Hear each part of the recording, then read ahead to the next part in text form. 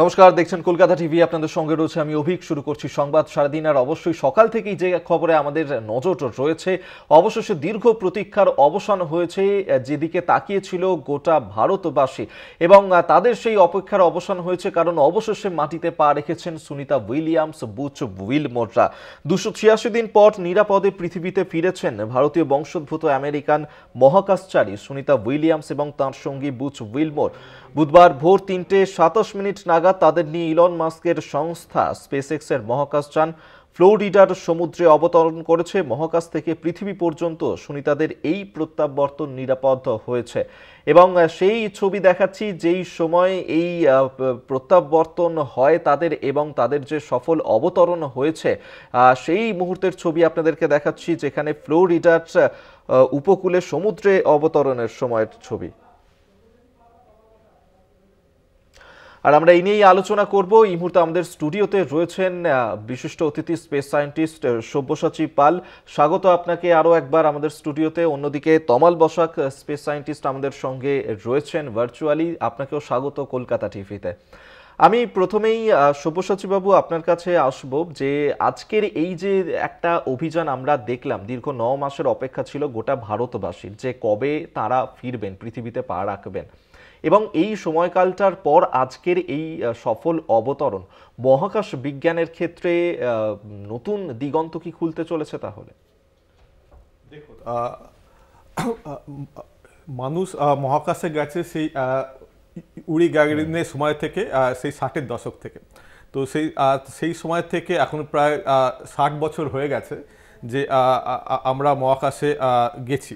তো সেই হিসেবে মহাকাশে যাওয়াটা নতুন কিছু নয়, কিন্তু এইবারে যাওয়া এটা যে স্পেশাল যেটা ছিল সেইটা হচ্ছে যে এখন আস্তে আস্তে যে বেসরকারি যে প্লেয়ার আছে তারাও আস্তে আস্তে সিনারিওতে ঢুকে পড়ছে। তো আমরা দেখেছি যে যাওয়ার সময়তে বোয়িংয়ের স্টারলাইনারের মাধ্যমে তারা গেল, এবং সেই মিশনে একটা উদ্দেশ্যই ছিল যে স্টারলাইনার কতটা প্রিপেয়ার্ড হয়েছে, সেটা তারা কতটা ভালোভাবে মহাকাশচারীদের পৌঁছে দিতে পারছে আইএসএসে, সেইটা একটা দেখা। সেইটা অভিযানের একটা উদ্দেশ্য ছিল, যে টেস্ট করা স্টারলাইনারকে। এবং সুনিতা উইলিয়ামস পৌঁছানোর পরে উনি অতটা স্যাটিসফাইড হননি। তো সেই জন্য উনি স্টারলাইনারকে উনি সার্টিফাই করেননি, এবং স্টারলাইনারের কিছু যান্ত্রিক ত্রুটিও ধরা পড়েছিল। তো সেই জন্যে উনি স্টারলাইনারে ওনারা ফিরে আসতে পারলেন না। স্টারলাইনার খানিকটা অপেক্ষা করলো, পরে সেটা ফাঁকাই ফিরে এলো।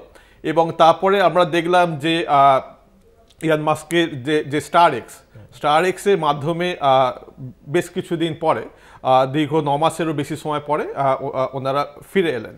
তো এইখানে যেটা হলো যে এবারে যে নতুন যেটা হলো, যে বেসরকারি যে সংগঠনগুলো আছে তাদের মাধ্যমেও যে মহাকাশচারীদের পাঠানো হচ্ছে, এবং পাঠানোর মাধ্যমে তারা এক্সপিরিয়েন্স অর্জন করছে। যদি ভুল করে থাকে সেই ভুলটাকে রেকটিফাই করে ভবিষ্যতে আরও উন্নত করার চান্স থেকে যাচ্ছে। তো সেই জিনিসটা এবারে এক্সট্রা হলো। কিন্তু এমনিতে মহাকাশচারীরা পৃথিবী থেকে ওখানে যাচ্ছেন এবং ফিরে আসছেন, এটা কাইন্ড অফ রুটিন, এটা নতুন কিছু নয়। কিন্তু এবারে স্পেস এক্সে একটা টেস্ট হয়ে গেল, স্টারলাইনারের একটা টেস্ট হয়ে গেল, এবং তাদের তুলনামূলক একটা বেশ খানিকটা ধারণা একটা তৈরি হলো। কিন্তু ভবিষ্যতে নাসা চেষ্টা করবে যে স্টারলাইনার এবং স্পেস এক্স দুটোকেই তৈরি রাখতে, দুটো অপশনে তৈরি রাখতে, যাতে একজনের উপর বেশি ডিপেন্ডেন্ট না হতে হয়। তো সেই জন্য আমার ধারণা যে বোয়িং এবারে যান্ত্রিক ত্রুটি হওয়া সত্ত্বেও তারা ত্রুটিগুলো ঠিক করবে, এবং ভবিষ্যতে তারা আরও বেটার হয়ে ফিরে আসবে। এবং স্টার এক্সের তো টেস্ট হলোই, তো এইটা একটা নতুন দিক হলো যে প্রাইভেট অর্গানাইজেশনগুলো যে মহাকাশচারীদের ট্রাভেল করার ব্যাপারে তারা অনেকটা টেস্ট করার সুযোগ পেল। একেবারেই। আমাদের সঙ্গে আরও একজন বিশিষ্ট অতিথি তমাল বসাক রয়েছেন, স্পেস সায়েন্টিস্ট। আমি তমাল বাবুর কাছেও যাব। তমাল বাবু, এই ধরনের যখন যে কোনো ধরনের এই মহাকাশ অভিযান চলে, একটা ক্রুশিয়াল মোমেন্ট থাকে প্রত্যেকটা অভিযানের ক্ষেত্রেই।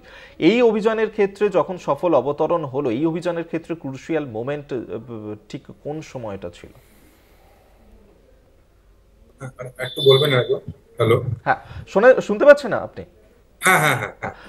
বলছি যে যে কোনো ধরনেরই মহাকাশ অভিযান যখন আমরা দেখে থাকি একটা ক্রুশিয়াল মোমেন্ট থাকে প্রত্যেকটা অভিযানের ক্ষেত্রে। ঠিক ঠিক এই ঠিক, যে হ্যাঁ অভিযান হ্যাঁ আমরা দেখলাম সফল অবতরণও হয়েছে সুনিতা উইলিয়ামস বুচ হুম, উইলমোরের, ঠিক। এই অভিযানের ক্ষেত্রে যদি ক্রুশিয়াল মোমেন্টের কথা বলি তাহলে কোন মোমেন্টটাকে আমরা বলতে পারি? দেখুন, আমার যেটা মনে হয় এইরকম এত জটিল একটা, যেটা বৈজ্ঞানিক ভাবে এবং প্রযুক্তিগতভাবে এত জটিল, এখানে অনেকগুলো ক্রুশিয়াল মুভমেন্টস থাকে, একটা নয়। আপনি যেমন বলছেন, যেমন প্রথম যখন গেছিল গত বছর জুন মাসে, তখন তারা ভেবেছিল 8 দিনের মধ্যে ফিরে আসবে, কিন্তু সামান্য একটা ত্রুটির কারণে, মানে খুব যে ত্রুটিটা খুবই মিনিমাম, সেই ত্রুটির কারণে তারা ফিরে আসতে পারলেন না।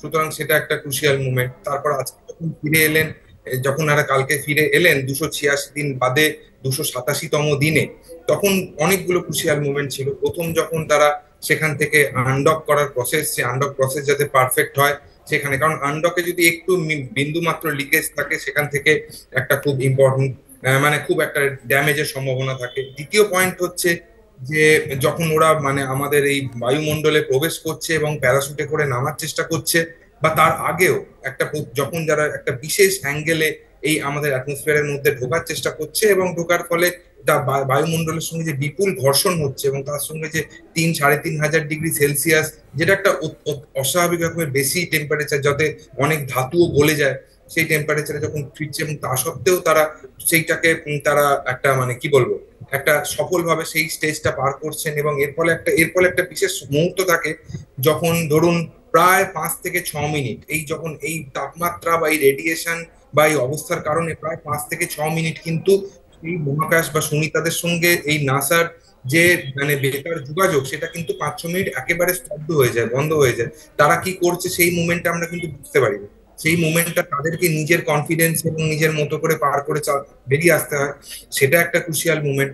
তারপর যখন তারা ফিরে এলো, ফিরে যখন বেরোচ্ছে, আমরা যখন যখন মানে চিকিৎসক বিশেষজ্ঞদের আলোচনা আমরা জানতে পারছি, যেখান থেকে যে তাদের শরীরের একটা হাড়ের একটা ড্যামেজ হচ্ছে, হার্টের একটা ড্যামেজ হচ্ছে, তাছাড়া আমাদের ব্লাড প্রেশার ইত্যাদি জিনিসপত্রগুলোর একটা ড্যামেজ হচ্ছে, ব্রেনে জল থাকার একটা ড্যামেজ হচ্ছে।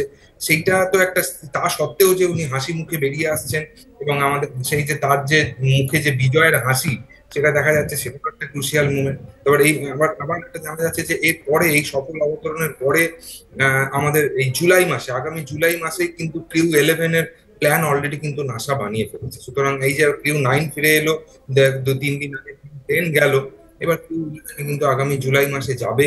তার প্ল্যান কিন্তু অলরেডি ফাইনালাইজড হয়ে গেছে, এবং তারা যাওয়ার রেডি। সেটাও একটা অগ্রগতি। এবং লাস্ট যেটা বলার, যে এই সুনিতা উইলিয়ামস ওখানে যখন ছিলেন, শুধু যে তারা ছিলেন বা সেখানে তারা মানে ওই মানে স্পেস স্টেশনের যারা দেখভাল করেছেন বা সেখানে রক্ষণাবেক্ষণ করেছেন তা নয়, তারা প্রায় 100 থেকে 150 ধরনের সাইন্টিফিক এক্সপেরিমেন্ট করেছে। আমাদের যে মহাজাগতিক যে গ্র্যাভিটি, তার অনুপস্থিতিতে বিভিন্ন রকম মানে আমাদের যে জীবন, বা সেইখানে মহাজাগতিক জীবন, বা তার উপর যে মহাকাশের রেডিয়েশনের প্রভাব, বা বিভিন্ন অন্য ধরনের বেশ কিছু ইম্পর্টেন্ট বায়োলজিক্যাল এক্সপেরিমেন্ট, সেগুলো করেছে। এবং তার অনেকগুলোই, তার ক্ষেত্রে বেশিরভাগই সফল। তার রেজাল্ট অলরেডি তারা এখানে পাঠিয়ে দিয়েছেন পৌঁছানোর অনেক আগে। সুতরাং সেটাও একটা ক্রুশিয়াল মুভমেন্ট। সুতরাং আপনি যেমন বলছেন যে প্রত্যেকটা জার্নি এই ধরনের যে মানে বিশেষ যে মহাকাশ জার্নি গুলোর, যে অভিযানগুলোর যে ক্রুশিয়াল মুভমেন্ট, এগুলোর মধ্যে একটা কালেকশন অফ প্রচুর ক্রুশিয়াল মুভমেন্টস থাকে, যেগুলো একের পর এক মানে অনেকগুলো ক্রুশিয়াল মুভমেন্ট, এবং প্রত্যেকটা ক্রুশিয়াল মুভমেন্টকে সাকসেসফুলি হ্যান্ডেল করে, যেটা বৈজ্ঞানিক হতে পারে, প্রযুক্তিগত হতে পারে, বা আরেকটা জিনিস হচ্ছে, ওনারা যে এতদিন এখানে ছিলেন, ওদের যে একটা মানসিক ধকল, মানসিক চাপ, ওনারা এতদিন কাউকে দেখেননি, ওই গুটি কয়েক লোক ছাড়া এখানে এসে নতুন ভাবে তাদের মানে নতুন জীবন, নতুন ভাবে এক নতুন ফিজিক্যাল অবস্থা শুরু করা, এটাও একটা চ্যালেঞ্জ, যেটা ক্রুশিয়াল মুভমেন্ট বলা যেতে পারে। সুতরাং সব মিলিয়ে একটা মানে অনেক প্রচুর ক্রুশিয়াল মুভমেন্টের সমাহার হচ্ছে এই একটা মহাকাশ অভিযান, আমি এভাবেই বলতে পারি। একেবারে আমাদের সঙ্গে থাকুন তমাল বাবু। অর্থাৎ এই আলোচনাতে তো আমরা রয়েছি, যেখানে আজকে সফলভাবে সুনিতা উইলিয়ামস বুচ উইলমোররা তারা পৃথিবীতে ফিরে এসেছেন, এবং আগামী দিনে বেশ কয়েক মাস তাদেরকে মেডিকেল প্রসিডিওরের মধ্যে যেতে হবে, এবং তারপর তারা স্বাভাবিক জনজীবনে আবারও ফিরতে পারবেন। আমাদের আলোচনা তো চলছেই, আমরা আলোচনায় আবারও ফিরবো, তবে এখন সময় হচ্ছে একটা ছোট্ট বিরতি নেওয়ার। বিরতির পর ফিরছি, সঙ্গে থাকুন।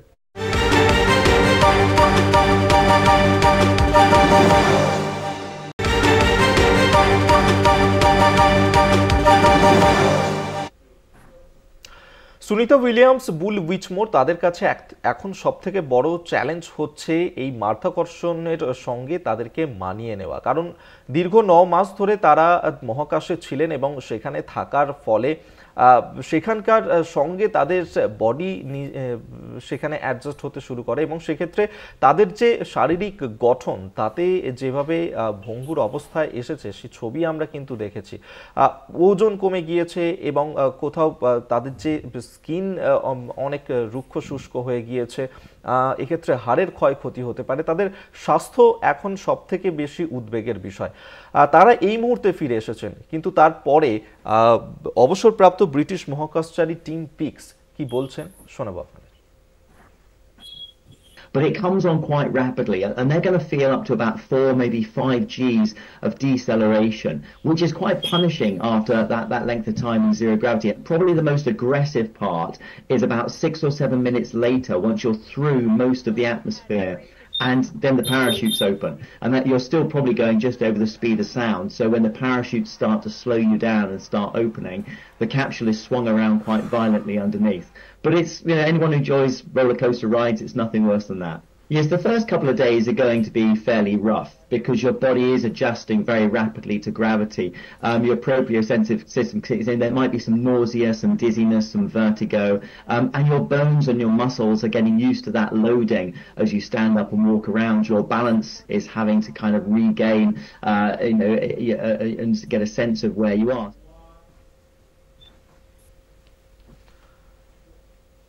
আমরা এই নিয়েই কথা বলবো এই মুহূর্তে।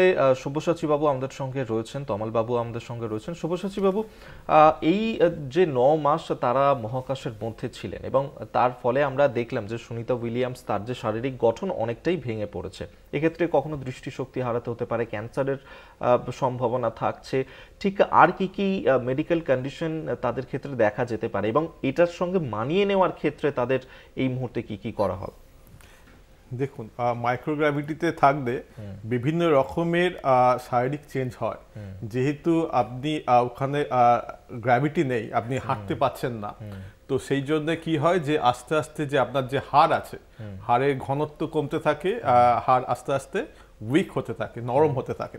তার সাথে কি হয় যে আমাদের যে মাংসপেশি আছে সেই মাংসপেশিরও ওয়েট লস হতে থাকে। তো সেই জন্য আপনি দেখবেন যে সুনিতা উইলিয়ামস যখন গিয়েছিলেন তখন ওনাকে দেখতে যেরকম লাগছিল, এখন দেখতে অনেকটা বয়স্ক, একটু অনেকটা রোগা, একটু যেন পেশি ঝুলে পড়েছে টাইপের মনে হচ্ছে।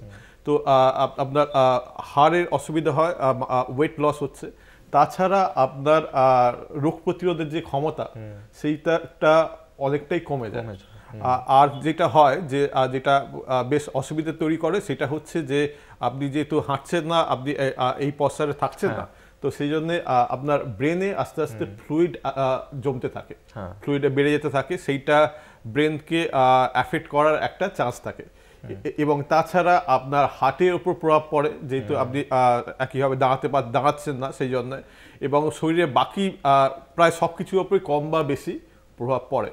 তো সেই জন্যে এইটা একটা দীর্ঘস্থায়ী একটা ছাপ রেখে যাওয়ার একটা চান্স থাকে। এবারে সেইটা থেকে ওভারকাম করার জন্য ওনাদের যেটা করতে হয় যে ওখানে থাকা অবস্থাতে ওনাদেরকে অনেক রকমের এক্সারসাইজ করতে হয়। রেগুলার প্রতিদিন কয়েক ঘন্টা ধরে ওনাদেরকে এক্সারসাইজ করতেই হয়, জাস্ট যে মাসলটা আপনার লস করছেন সেটা বেশ যতটা সম্ভব খানিকটা গেইন করার জন্য, এবং বাকি যে এগুলো অসুবিধা হচ্ছে সেইগুলো খানিকটা যতটা সম্ভব তো সেইগুলোকে ঠিক রাখার জন্য। কিন্তু এগুলো এক্সারসাইজ এবং বাকি প্রিকশন নেওয়া সত্ত্বেও শরীরের বেশ খানিকটা ক্ষতি তো হয়, এবং সেইগুলোকে ঠিক করার জন্য ওনারা যখন ফিরে আসছেন, ফিরে আসার পরে বিভিন্ন রকমের ওনাদের এই প্রসিডিওরের মধ্যে দিয়ে যেতে হবে, এবং যাওয়ার পরে আপনি যেমন দেখলেন যে ওনারা যখন নামছেন ওনারা হাঁটতে পারছেন না, ওনাদেরকে স্ট্রেচার করে নিয়ে যাওয়া হচ্ছে। এটা স্ট্যান্ডার্ড সিনারিও। 8 দিনের বেশি যদি মহাকাশচারীরা এতে থাকেন তাহলে আস্তে আস্তে এটা লস করতে থাকে, এবং যেহেতু হাড় নরম হয়ে যায় হেঁটে আসাটা রিস্কি হয়ে যায়, ওনারা এভাবে যান। এবং এটা আস্তে আস্তে কিছু কিছু জিনিস কয়েকদিনের মধ্যেই ওনারা ফিরে পাবেন, অর্থাৎ রিকভারি করতে অনেকটাই সময় লাগবে। অবশ্যই আমরা এই বিষয়টা নিয়ে তমাল বাবুর কাছেও আসবো, তবে এখন সময় একটা ছোট্ট বিরতির আলোচনায়। আমরা আলোচনাতে আবারও ফিরবো, আপনারা সঙ্গে থাকবেন। ফিরছে আবারও আলোচনাতে একটা ছোট্ট বিরতির পর।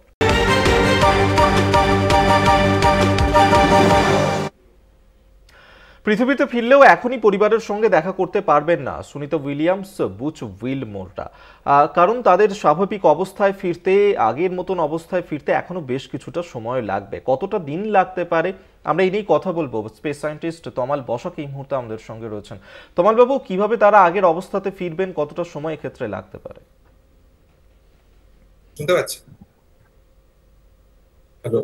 হ্যাঁ তমালবাবু, সুনিতা উইলিয়ামস তারা এই মুহূর্তে পৃথিবীতে ফিরে এসেছেন, কিন্তু তাদের যে এই মুহূর্তে মেডিকেল কন্ডিশন রয়েছেন, আগের অবস্থায় ফিরে আসতে কতটা সময় লাগতে পারে সেক্ষেত্রে? দেখুন, আগের অবস্থায় ফিরে আসতে আপাতত যা আন্দাজ করা হচ্ছে মিনিমাম 1.5 থেকে 2 মাস সময় তো লাগবেই।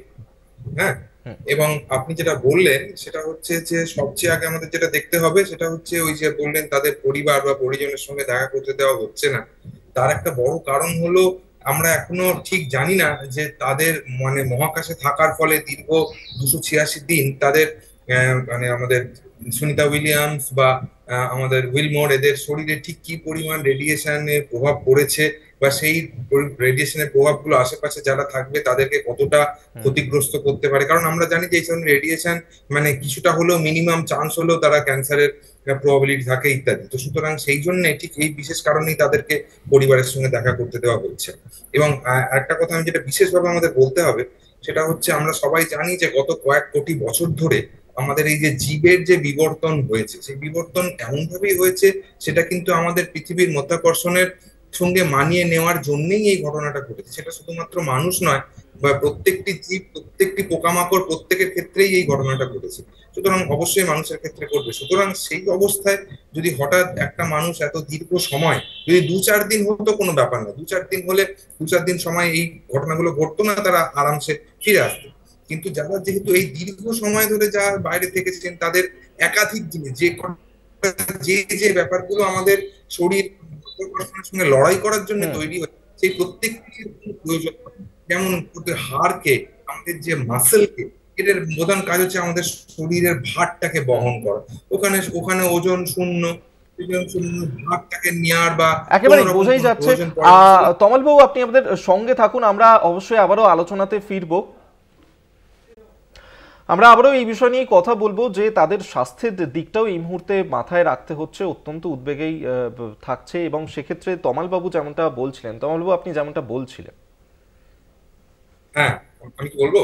হ্যাঁ, হচ্ছে যে ওরা মানে যেহেতু মানে আমরা আমাদের শরীরের প্রতিটি অঙ্গ, প্রতিটি মাসেল, প্রতিটি হাড় কিন্তু এই মধ্যাকর্ষণের সঙ্গে লড়াই করার জন্যই তৈরি। সুতরাং সেটা যদি দীর্ঘকাল অনুপস্থিত হয়, সুতরাং আমাদের মানে হাড়কে শরীরের ওজন নিতে হচ্ছে না, আমাদের মাসেল গুলোকে সেই ওজনটাকে মানে সচল রাখতে হচ্ছে না আলাদা করে। তারপরে আমাদের হার্টকে যে আমাদের গ্র্যাভিটির এগেনস্টে পাম্প করে রক্ত বিভিন্ন পৌঁছে দেওয়ার কাজ, এটাকে অত কষ্ট করে করতে হচ্ছে, প্রয়োজনটা আস্তে আস্তে অফ হয়ে যাচ্ছে। সুতরাং যেহেতু মানে আমরা প্রাণী, প্রত্যেকে আমরা বিবর্তনশীল, সুতরাং এই সময়ের মধ্যে যে ঘটনাটা ঘটছে সেটা হচ্ছে এই প্রয়োজনগুলো না থাকার ফলে ওই যে যেটা একটু আগে বলছিলেন ওনারা, যে হাড়ের ডেন্সিটি আস্তে আস্তে কমে আসছে, মানে হার্টের কর্মক্ষমতাও আস্তে আস্তে মানে হয়তো কিছু পার্সেন্টেজ সামান্য হলেও কমে আসছে, মস্তিষ্কে জল জমার একটা অদ্ভুত সমস্যা তৈরি হতে পারছে। এবং প্রত্যেকটি জিনিস রয়েছে এবং এগুলো প্রত্যেকটি হয়তো পার্মানেন্ট ড্যামেজ নয়, এবং ওখানে থাকার ফলে প্রপার চিকিৎসার ফলে 2 মাস কি 3 মাসের মধ্যে তারা আবার এই প্রত্যেকটি জিনিস হয়তো তাদেরকে বিশেষ ওষুধ খেতে দেওয়া হতে পারে, বা বিশেষ ফিজিওথেরাপি প্রসেস করা হতে পারে, যেখানে ওদের নিয়ে যাওয়া হচ্ছে জনসন স্পেস সেন্টার, নাসার যেখানে বিশেষ রক্ষণাবেক্ষণ কেন্দ্র, সেইখানে। তো সেই ঘটনাগুলো প্রত্যেকে ঘটতে পারে। এর সঙ্গে আরেকটা বিশেষ ঘটনা যেটা জানানোর, যে এই এত কাণ্ড ঘটার ফলেও যে এই সুনিতা উইলিয়ামস বা এনাদের মস্তিষ্কের যে চিন্তা শক্তি বা চিন্তার যে ক্ষমতা বা বিশ্লেষণ শক্তি আমাদের মেন উৎস, সেইটা কিন্তু একভাবে কাজ করে চলেছে। সুতরাং সেইখানে কিন্তু সেইটা খুব বেশি এফেক্টেড হয়নি। সুতরাং বাকি পার্ট গুলো এফেক্টেড হয়েছে, সেইটাকে আমাদের চিকিৎসার মাধ্যমে সারিয়ে তোলা হবে, কিন্তু এই পার্টটা একেবারেই নয়। কিন্তু ওই যে অর্থাৎ এই মুহূর্তে তাদেরকে পর্যবেক্ষণে রাখা হবে, যার কারণে হিউস্টনে নাসার জনসন স্পেস সেন্টারে তাদেরকে নিয়ে যাওয়া হয়েছে। আপাতত ধন্যবাদ জানাবো আপনাকে, অসংখ্য ধন্যবাদ সঙ্গে থাকার জন্য। স্পেস সায়েন্টিস্ট তমাল বসাক এতক্ষণ আমাদের সঙ্গে ছিলেন। এখন সময় একটা ছোট্ট বিরতির পর আবারও ফিরছি, সঙ্গে থাকুন।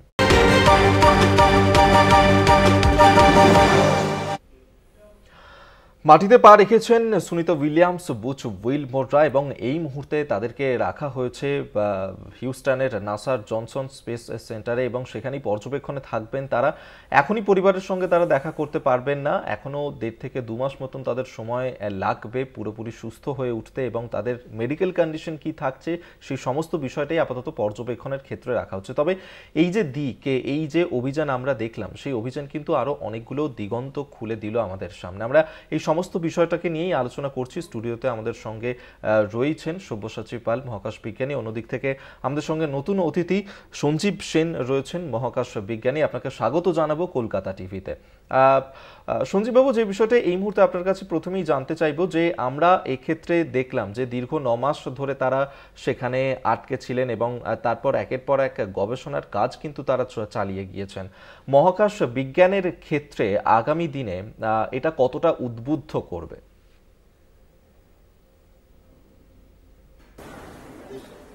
দেখুন, 9 মাস আটকে থাকাটা কথা ছিল না, যেটা ছিল যে 8 দিনে ফিরে আসবে, কিন্তু ইন্টারন্যাশনাল স্পেস স্টেশনে জেনারেল 6 মাসের জন্যই যায়। প্রত্যেক 6 মাসে একটা ব্যাচ যায়, আবার ফিরে আসে আর একটা ব্যাচকে চার্জ হ্যান্ড ওভার করে। ফলে 9 মাস মানে আরো 3 মাস এক্সট্রা থাকতে হয়েছে এখানে। সেক্ষেত্রে যেটা হয়েছে যে এই 3 মাস এক্সট্রা থাকার ফলে শরীর এবং মনের উপর কি ধরনের প্রভাব ফেলেছে সেটা একটা বড় গবেষণার বিষয়। তার কারণ হচ্ছে ভবিষ্যতে যদি আমরা মঙ্গল গ্রহে বা অন্য আরো দূরে যদি আমি মানুষ পাঠাই, তাহলে তার এই ওজন শূন্য অবস্থায় তার শরীর নিতে পারবে কিনা সেই ধকল, সেটা কিন্তু এই গবেষণার থেকে একটা রূপরেখা তৈরি হয়ে যাবে। ফলে এই যে এরা 9 মাস ওজন শূন্য অবস্থায় ছিল, ফিরে আসার পর তাদের হাড়, তাদের টাং, তাদের চোখ, ব্রেন, তাদের নর্মাল লাইফে ফিরে আসতে কতটা সময় লাগে, কি কি পরিবর্তন হয়ে গেছে, ঘটে গেছে দেহের মধ্যে, খাদ্যাভ্যাস আবার পুরনো অবস্থায় ফিরে আসবে কিনা, অর্থাৎ তাদের পৌষ্টিকতন্ত্রের কোনো প্রবলেম হয়েছে কিনা, সমস্ত কিছুই তো দেখা হবে। অর্থাৎ পুরো মেডিকেল টিম এবং এক্সপার্টসরা তারা এটা দেখবেন। মানে ভবিষ্যতে যখন আমাদের কোনো দীর্ঘদিনের জন্য কাউকে যদি মহাকাশে পাঠানো হয়, তার শরীর এবং মনের উপর কি অবস্থা হবে সেটা কিন্তু এখান থেকে একটা আন্দাজ ধারণা করা যাবে। অর্থাৎ কোনো এই ধরনের গবেষণাই কিন্তু ফেলনা নয়। মানে কোনো এই ধরনের মানে যা কাজই করানো হোক না কেন, সে ইন্টারন্যাশনাল স্পেস স্টেশনে বসেই করি বা যে কোনো ধরনের এই ধরনের মহাকাশ সংক্রান্ত গবেষণা, সেটা কিন্তু ভবিষ্যতের জন্য একটা অন্য দিগন্ত খুলে দেয়। সুতরাং এটা থেকে আমরা প্রভূত অনেক কিছু জ্ঞান আহরণ করতে পারবো, যার ফলে আমরা ভবিষ্যতের দিকে এগিয়ে যেতে পারবো। আমি এখান থেকে সব্যসাচীবাবু আপনার কাছে আসবো। যে এক্ষেত্রে আমরা দেখতে পাচ্ছি ভারতীয় মহাকাশ সংস্থা তারা নিজেদের মতন করে কাজ এগিয়ে নিয়ে যাচ্ছে, অন্যদিকে নাসাও নিজেদের মতন করে কাজ এগিয়েছে। কিন্তু আগামী দিনে আমরা দেখতে পাচ্ছি যে ভারত এবং আমেরিকা তারা যৌথভাবে আগামী দিনে আরো অনেক কাজ করতে চলেছে, যা মহাকাশ বিজ্ঞানের ক্ষেত্রে আরো অনেকটাই সুদূর প্রসারী হতে পারে। কতটা ফলপ্রসূ হবে কি মনে হচ্ছে আগামী দিনে?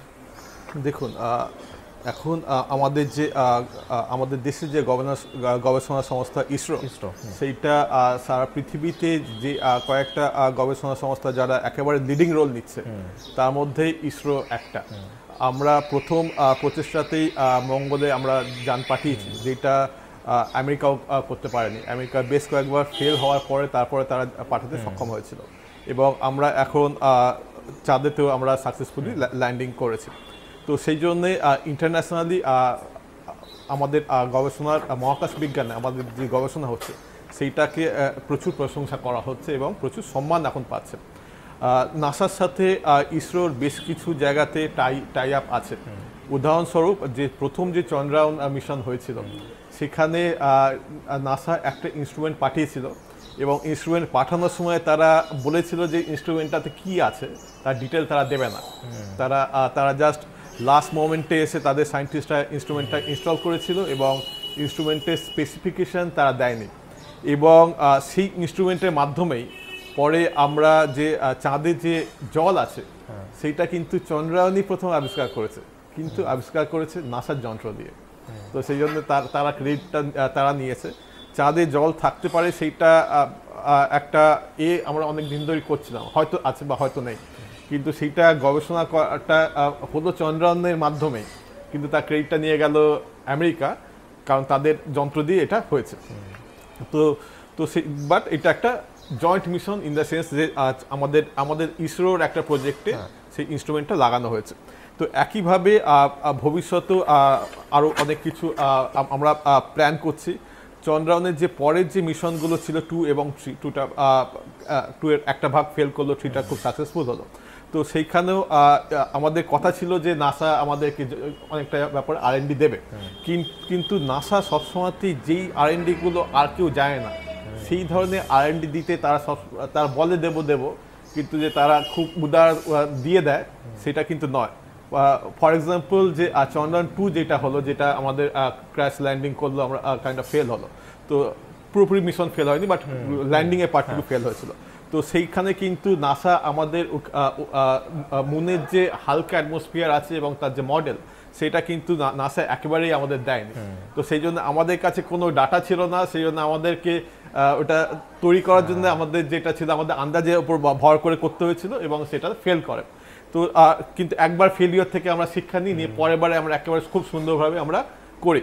কিন্তু সেই ইনফরমেশনটা যদি নাসা আমাদের আগে দিত তাহলে চন্দ্রায়ন 2টাই একেবারে সাকসেসফুল হওয়া সম্ভব ছিল, কিন্তু সেই ইনফরমেশনগুলো কিন্তু নাসা দেয়নি। তার মানে হচ্ছে যে আমি যেটা বলতে চাইছি যে নাসার সাথে ইসরোর খুবই ফ্রেন্ডলি রিলেশন আছে, কিন্তু যেই ফ্রেন্ডলি রিলেশন আছে, একটা আমি ছোট উদাহরণ দিচ্ছি যে ইন্টারন্যাশনাল স্পেস স্টেশনের কথা বলছি, যেখানে সুমিত উইলিয়ামসরা ছিলেন, তার বাইরে একটা টেলিস্কোপ মাউন্ট করা আছে, তার নাম হচ্ছে নাইজার। তো সেইটা দিয়ে রেগুলার অবজারভেশন আমিই করি বা আমার স্টুডেন্টরা, আমরা প্রায় টাইম পাই যে ওখানে এটা একটা এক্সট্রা ইনস্ট্রুমেন্ট, সেখানে টাইম পাওয়ার জন্য। বাট যেই ধরনের মিশনে আপনার খালি ডাটা নাসার কাছেই আছে, R&D খালি নাসার কাছে আছে, সেই ধরনের জিনিস কিন্তু নাসা সহজে একেবারেই দেয় না। বাট আদারওয়াইজ আমরা বাইরে দেখাই, আমরা হ্যান্ডশেক করি, অফিসিয়ালি আমাদের খুব সুন্দর ফ্রেন্ডলি রিলেশন আছে, কিন্তু যে ক্লাসিফাইড ইনফরমেশনগুলো যে নাসা খুব সহজে পাস করে দিচ্ছে সেরকম মোটেই না। বাট আমরা নিজেরা তৈরি করে নিচ্ছি। এটা ভালো দিক যেটা হচ্ছে যে ইন্ডিয়ানরা স্মার্ট এনাফ, আমরা নিজেরাই R&D তৈরি করছি, এবং আমরা যে নিজেরা করছি, আমাদের যে কোনো যন্ত্র যদি আপনি নিজে বানান তাহলে আপনি পুরোটা জানেন, তা আবার একটা যন্ত্র বানাতে পারবেন বা সেটাকে ইমপ্রুভ করতে পারবেন। সেটা যদি কেউ দিয়ে দেয় তাহলে আপনি খালি চালাতে জানবেন, বানাতে জানবেন না। তো যেহেতু আমরা ক্র্যাশ থেকে তৈরি করছি, আমাদের ইসরোর খুব ফার্ম ফুটিংয়ে আছে, তো এবং ভবিষ্যতে আশা করছি যে আরও একসাথে কাজ হবে। একেবারেই। আমরা অবশ্যই আলোচনাতে থাকবো, আমাদের সঙ্গে তো আমাদের অতিথিরা রয়েছেন, 2 মহাকাশ বিজ্ঞানীর সঙ্গে আমাদের এই আলোচনা চলছে। তবে এখন সময় হচ্ছে একটা ছোট্ট বিরতি নেওয়ার, বিরতির পর আবারও ফিরছি, সঙ্গে থাকবে।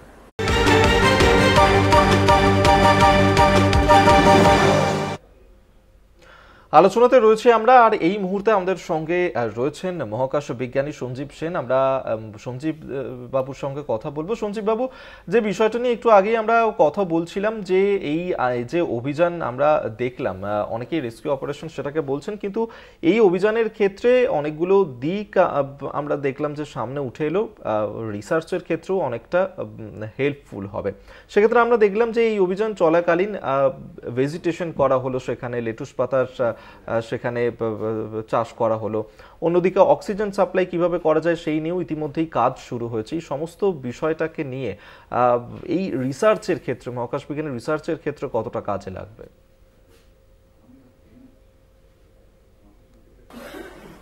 যে কোনো আপনার এই ধরনের কাজই, যে কোনো ধরনের গবেষণা, সেটা তো ভবিষ্যৎকে মানে ভবিষ্যতে বিজ্ঞানকে এগিয়ে নিয়ে যেতে কাজে লাগে। যেমন একটা ছিল মাইক্রোগ্র্যাভিটি ইনফ্লুয়েন্স ফ্লুইড সিস্টেম স্পেসে, মানে ফ্লুইড সিস্টেমের যে মাইক্রোগ্র্যাভিটির কতটা ইনফ্লুয়েন্স হয়, মানে সে রক্ত চলাচলই হোক বা অন্য কিছুই হোক, বা ধরুন স্পেসের মধ্যেও এই ইন্টারন্যাশনাল স্পেস স্টেশনও যে ফসল ফলানো যায়, মানে যতদূর জানা গেছে ইনফরমেশন থেকে, যে লেটুস পাতা, ওই জাতীয় পাতা গ্রো করা হয়েছিল। তো যাই করবেন আপনি, তার থেকে ভবিষ্যতে কি পাবো, মানে এটার জন্য যে এই যে এত টাকা খরচ করে এত কিছু করা হচ্ছে, ভবিষ্যতে কি পাবো আমরা জানি না, কিন্তু এমন একটা কিছু পেয়ে যাব সেটা আমার পৃথিবীকে মানে আমাদের সভ্যতাকে অনেক গুণ এগিয়ে নিয়ে যাবে, এটাই জেনারেলি হয়। তো যে কোনো গবেষণাই ফেলনা নয়, সব রকম গবেষণাই কাজের, এবং যাই করা হোক না কেন, সেটা খুব ছোট থেকে বড় মাঝারি যাই করানো হোক না কেন, সেটা কিন্তু ভবিষ্যতে আমাদের এই মহাকাশ গবেষণার ক্ষেত্রে এগিয়ে মহাকাশ গবেষণাকে এগিয়ে নিয়ে যাওয়ার ক্ষেত্রেই যেটা কাজে দেবে। আর কিছু মানে এর থেকে এটা যে ফেইলিওর হলেও সেটা ফেইলিওর থেকে শিক্ষা নিয়েও সেটা ভবিষ্যতের জন্য কাজে দেয়, আবার সাফল্য হলে তো সেটা কাজেই দেয়। এক্ষেত্রে আরো একটা বিষয় আপনার কাছে জানতে চাইবো যে এই 8 দিনের জন্য তারা গিয়েছিলেন, তারপর এই দীর্ঘ 9 মাস ধরে সেখানে আটকে ছিলেন সুনিতা উইলিয়ামস, বুচ উইলমোর, এবং সেক্ষেত্রে আমরা যদি সুনিতা উইলিয়ামস তার যে ব্যাকগ্রাউন্ডটা দেখি, তিনি যে সমস্ত জায়গাতে কাজ করেছেন নেভি আর্মিতে এবং এখানেও কমান্ডার হিসেবে তিনি এতদিন ধরে কাজ করলেন, কোথাও গিয়ে কি তার বিগত এক্সপিরিয়েন্সগুলো অনেক বেশি কাজে দিয়েছিল এক্ষেত্রে? হ্যাঁ, সেটা তো দেবেই অবশ্যই। আমি একটা আগে আমি অলরেডি গেছি, আমি কমান্ডার ছিলাম, আমি ফ্লাইট অপারেশনের ব্যাপারে জানি।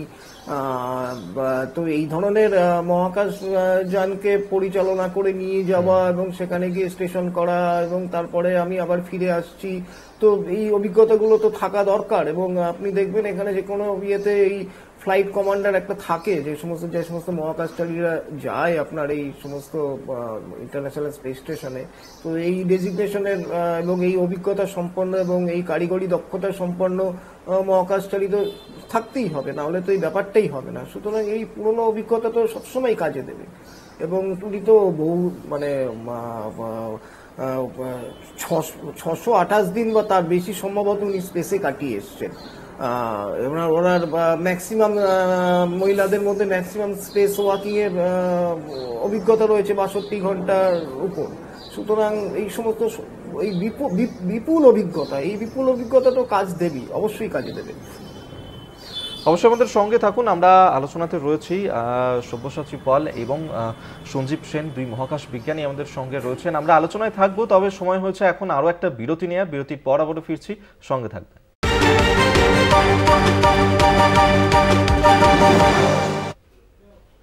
আমরা এই মুহূর্তে আলোচনাতে রয়েছি, আমাদের সঙ্গে তো মহাকাশ বিজ্ঞানীরা রয়েছেন, সব্যসাচী পাল, সঞ্জীব সেন রয়েছেন, নতুন অতিথি মহাকাশ বিজ্ঞানী সন্দীপ চক্রবর্তী এই মুহূর্তে আমাদের সঙ্গে যোগ দিয়েছেন। আপনাকে স্বাগত জানাবো সন্দীপ বাবু আমাদের আলোচনাতে।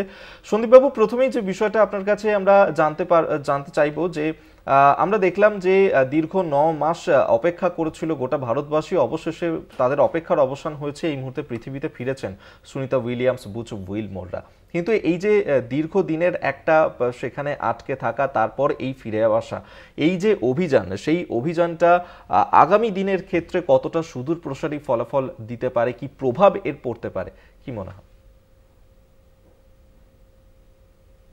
দেখুন, প্রথম কথা, আপনি এই যে 9 মাসের জন্য উনি ছিলেন, এটার মধ্যে এত আপস অ্যান্ড ডাউনস হয়েছে এবং এত ডাইভার্স টাইপের এক্সপিরিয়েন্স উনি গ্যাদার করেছেন, যে প্রত্যেকটা সেক্টরে যে একটা যন্ত্র যখন খারাপ হয়ে গেল, নার্ভটাকে ঠিক রেখে সেই যন্ত্র সারানোর দিকে মন দেয়া, নাসার সঙ্গে কমিউনিকেট করা, বোয়িংয়ের সঙ্গে কমিউনিকেট করা, সবার সঙ্গে কোঅর্ডিনেটেড হয়ে প্রত্যেকটা থ্রাস্টারকে কারেক্ট করা, এই যে একটা প্রথম 2 মাস উনি কিন্তু একটা সম্পূর্ণ অন্য মোডে ছিলেন। ওনার কাজ ছিল একটা টয়লেট সারাতে যাওয়া, এবং ওনার কাজ ছিল এই বোয়িং স্টারলাইনারটাকে সার্টিফাই করা যে এই যন্ত্রটাকে নাসা এখন থেকে কাজে লাগাতে পারে। কিন্তু সেইটা করতে গিয়ে দেখা গেল নিত্য নতুন প্রবলেম দেখা যাচ্ছে বোয়িংয়ে। এবার যে যন্ত্র করে উনি ফিরে আসবেন ঠিক করেছিলেন, সেই যন্ত্রের দায়িত্ব উনি নিজে নিলেন যে আমি সারিয়ে ফিরব। এটা যে কত বড় ইম্পর্টেন্ট এবং এবং মানসিকভাবে কতখানি স্ট্রং হলে একজন মানুষ মহাশূন্যে বসে ভাবতে পারেন না আমার যন্ত্র বিপদে পড়েছে, আমি জান দিয়ে লড়ে যাব। কারণ উনি জানেন যে অল্টারনেটিভ কিন্তু চয়েস খুব কম, কারণ নাসা অত সহজে আরেকজনকে পাঠাতে পারবে না। আপনি দেখতেই পাচ্ছেন যে একজনকে পাঠালে মাস 4 আগে কিছু ফেরানো হয় না। যদি এইভাবে এক্সপেন্স দিয়ে স্পেস এক্স যদি যায়, স্পেস এক্স পয়সা নেয় পার ক্রুর জন্য, এবং এই পয়সা খরচ করলে এতখানি সায়েন্স ডেলিভার করতে হবে, শুধু ওনাকে আনার জন্য কোনো কেউ অ্যালাউ করবে না। ফলে কি হচ্ছে, উনি এক্স্যাক্টলি জানেন, নাসার একজন ভেটারান সায়েন্টিস্ট উনি, 2006 সাল থেকে উনি স্পেস স্টেশনে যাচ্ছেন, 608 দিন তিনি মহাকাশে ছিলেন কিউমুলেটিভ। ফলে এই পরিপ্রেক্ষিতে she is like a hero, absolute top notch authority in the subject. এবার সেইভাবে আপনাকে দেখতে হবে যে উনি কি কি করলেন, এবং এগুলো একটা কিন্তু টেক্সট বইয়ে, টেক্সট বুক মেটেরিয়াল হয়ে থাকবে যে উনি কি কি করেছেন।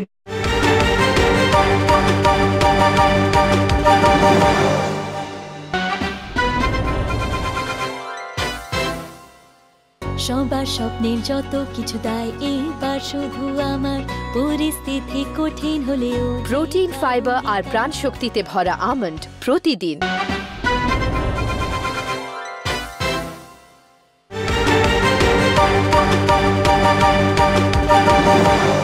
এই যন্ত্র তোমাদের ফিরতে দেবো না, তোমরা ভয়ঙ্কর, তোমরা এক্সপেন্সিভ, তোমরা অমূল্য সম্পদ মানব জাতির, তোমাদের আমরা কোনো রিস্ক নিয়ে যন্ত্রে ফিরতে দেবো না।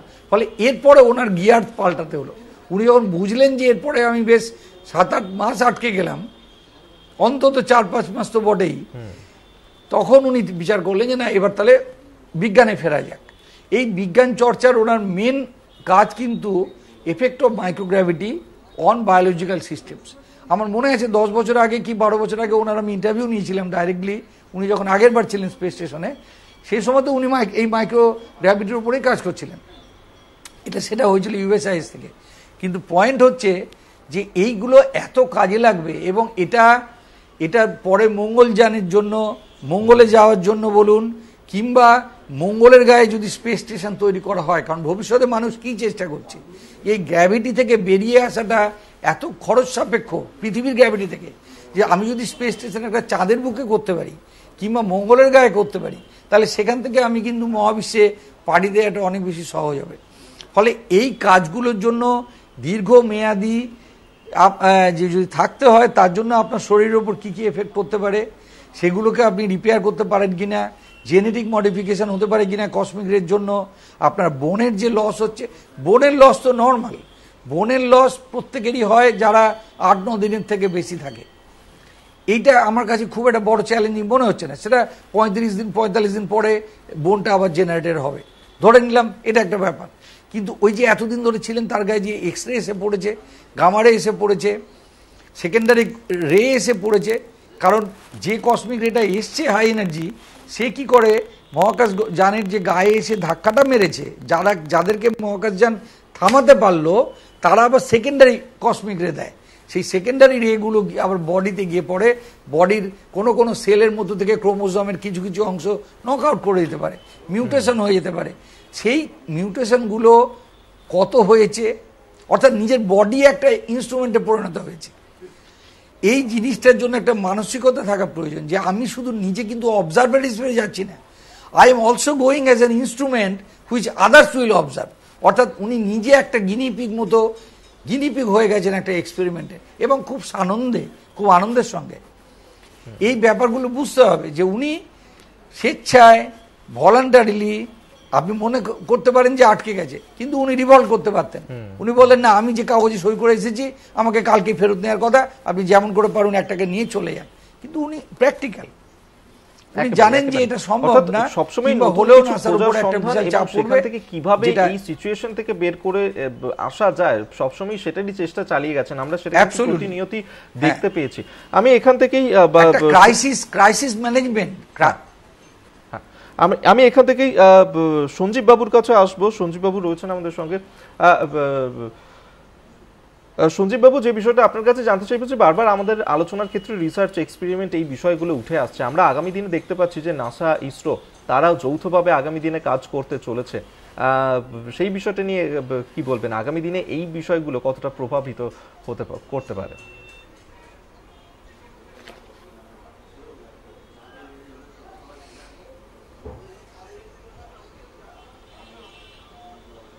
চন্দ্রযানে এবং ইয়েতে নাসার ইনস্ট্রুমেন্ট গেছে, এবং যৌথভাবে অ্যাকচুয়ালি গবেষণা যখন হয় না মানে মহাকাশ গবেষণা সেটা ইন্ডিভিজুয়ালি আমার নিজের ভাবে করব এবং অন্যদের জানাবো না এইভাবে এটা করা সম্ভব হয় না। এটা তো একটা সম্মিলিত প্রচেষ্টা, টিম গেমের মতো করেই করা উচিত যাতে পুরো বিশ্বে মহাকাশ গবেষণাটা একটা সার্টেন পর্যায়ে এগিয়ে যায়। হ্যাঁ, সুতরাং এই যে যদিও সবকিছু সবাই রিভিল করে না, মানে প্রকাশ্যে আনে না, অনেক কিছুই গোপন রাখা হয়, কিন্তু যে কোনো গবেষণার ক্ষেত্রে যে গবেষণালব্ধ ফল সেটা কিন্তু একটা দেশ অ্যাচিভ করলে বা একটি সংস্থা অ্যাচিভ করলে সেটা কিন্তু অন্য সংস্থারও কাজে লাগে। কিন্তু ভারতবর্ষের ইসরো আমাদের নিজস্ব ইন্ডিজিনিয়াস তাদের প্রযুক্তি এবং বিজ্ঞানের মানে বিজ্ঞান দ্বারা কিন্তু অনেকটা এগিয়ে গেছে, যেখানে অন্যান্য ইয়ের সহায়তা ছাড়াও কিন্তু অনেকটা এগিয়ে যাওয়া সম্ভব হয়েছে। সুতরাং যে কোনো গবেষণালব্ধ ফলই সবারই কাজে লাগে। একেবারে আমাদের অবশ্যই এদিকে তো নজর থাকবেই, আর এই আলোচনা দীর্ঘায়িত হতেই থাকবে, এত বড় একটা আলোচনা। তবে আমরা এখানেই আপাতত আমাদেরকে থামতে হচ্ছে। আমাদের সঙ্গে ছিলেন এতক্ষণ মহাকাশ বিজ্ঞানী সন্দীপ চক্রবর্তী, সঞ্জীব সেন এবং সব্যসাচী পাল। তিনজনকেই ধন্যবাদ জানাবো আমাদের আলোচনাতে সঙ্গে থাকার জন্য। তিনজনকেই ধন্যবাদ। আলোচনা এখনকার মতন এখানেই শেষ করছি। অবশ্যই খবর দিকে তো আমাদের নজর থাকবেই, তার জন্য দেখতে থাকুন কলকাতা টিভি রাত দিন 7।